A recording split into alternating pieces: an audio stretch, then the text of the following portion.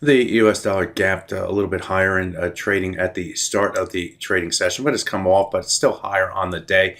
We're seeing the US stocks move higher in pre-market trading. We're seeing US yields little change. That's what we're looking at to start the trading day. I'll take a look at the technicals driving the three major currency pairs, the euro versus US dollar, dollar versus yen, sterling versus US dollar in this video.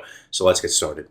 Looking at the euro versus US dollar, fell in trading on Friday. We did have the US jobs report, which came in probably stronger than expectations. Unemployment rate goes to 4%. We saw non-farm payroll come in a little bit weaker than expectations, but the revisions were higher, and the average hourly earnings were also higher. That's helped. It was volatile, let's just say that, but we did end the day nearer the lows, and in the process tested this swing area and traded below that level in early Asian session. We did gap to the downside, increasing the momentum in that direction. But we did see a rebound back higher into this yellow area. By the way, this yellow area is defined by a number of different swing lows and swing highs going back to here and here and here and here, floor level right there, and then a ceiling level here, some floors through here. You can see how it rotates back and forth between floor and ceiling. And trading last week, the market gapped below that level, came back into that area,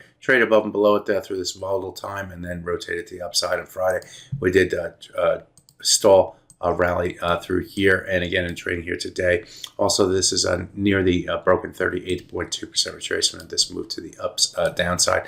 That level seemed to do a pretty decent job of holding resistance right through here and pushing the price back to the downside. So we need to get above this area between 1.0322 and 1.03432.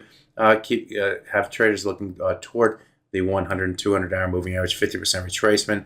Guess what? This cluster of technical levels will be a key area in trading, not only today but going forward this week. Get above that cluster of moving averages, tilted the bias more to the upside, stay below it.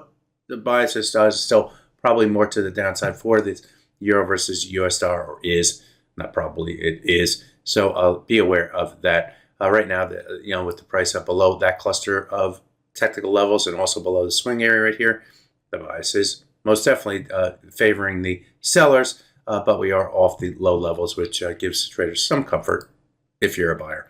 Let's take a look at the dollar versus yen.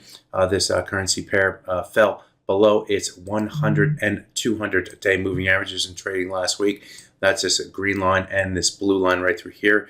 And at the start, it was up and down, above and below the level, but we did have one last gasp above the 200-day moving average right here on Thursday's trade. That quickly faded, and we started rotating back to the downside. In trading on Friday, we came down to form a double bottom right here at 150.92 and bounced higher above this swing area. It goes back in time. But in trading here today, we are seeing a rotation back to the upside. The 100 and 200-day moving average, they're now converged right here, or near converged at 152.70. And this other blue line right here, that represents the 100-hour moving average. That level has now gone through both those moving averages. So if I were to have a cluster of technical levels, this would be it to get above to increase the bullish bias. Absent that, the bias remains more to the downside. So we moved up toward the 100-hour moving average, found willing sellers, and pushed to the downside. Again, we have to get above these levels to increase the bullish bias. If we can't get above those levels, the sellers remain more in control. Just take a look at the daily chart. Where do we sit? Here's our 100 and 200-day moving average up here. The 38.2% retracement of the move up from the 2024 low to the high price that we saw in the month of, I guess that's January, comes in at 151.49, and we are just above that level. We've fallen below 3 days in a row. We need to get below that level and stay below that level to give the sellers more control on the daily chart, and then was potentially look down toward the 149 level, probably 150 in between before we head down to that 50% retracement at 149.22. Finally, let's take a look at the sterling versus US dollar, and like the euro versus US dollar, we gap to the downside into this swing area through here. The swing area defined by a number of different swing lows and swing highs going back in time, back here. These levels right through here. We based against a level, moved higher.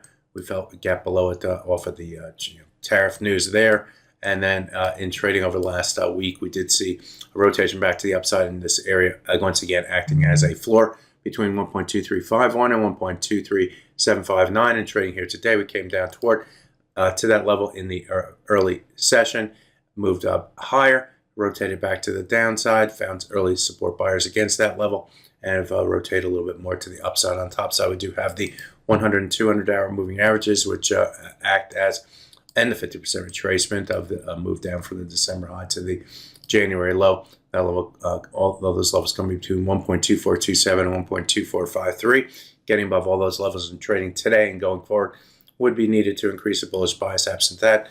And the sellers are probably still more in control on this pair. On the downside, though, we do need to get below the 123.51 level to increase this bias to the downside and have sellers looking more toward other low levels on the downside, including that progression.